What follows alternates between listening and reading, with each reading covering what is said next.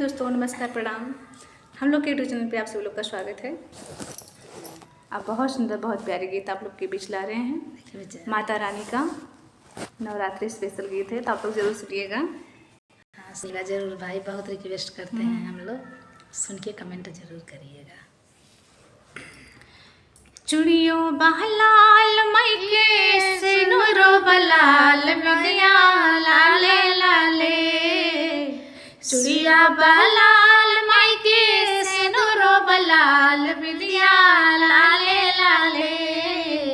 मथवा पे हमरे सोहेला चुनरिया मैके लाले लाले, मथवा पे सोहेला हमरे चुनरिया मैके लाले लाले, लाले अड़हुलवा के फुलवा फुलाइल जाना लाले लाले, लाले अड़हुलवा के फुलवा फुलाइल जाना लाले लाले, मथवा पे हमरा सोहेला चुनरिया मैके लाले लाले, मथवा पे सोहेला चुनरिया मैके लाले लाले, मेहंदी महावर लाले लाले सिंगरवा लाले लाले,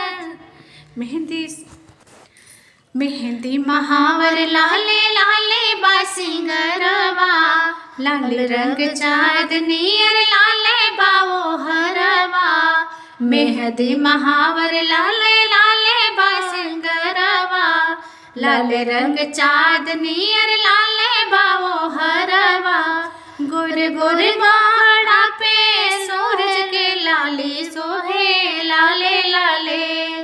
गोरे गोरे मुखड़ा पे सूरज के लाली सोहे लाले लाले,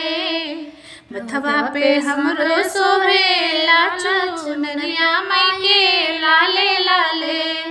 मथवा पे सोहेला मैके चुनरिया देखा लाले लाले, शिवका के अपना तोढ़ाइल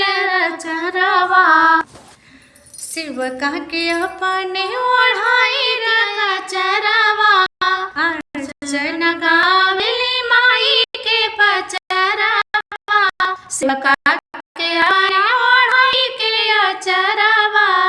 सावित्री गावेली माई के पचरवा, दोनों हाथ जोड़िला भोरे भोरे,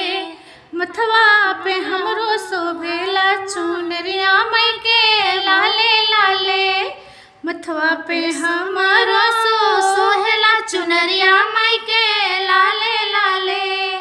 कि चूड़ियों बलाल मैके सिनुरो बलाल बिंदिया लाले लाले, चूड़ियों बलाल मैके सिनुरो बलाल बिंदिया लाले लाले, मथवा पे हमरो सोहेला चुनरिया मैके लाले लाले, मथवा पे हमरो सोहेला चुनरिया।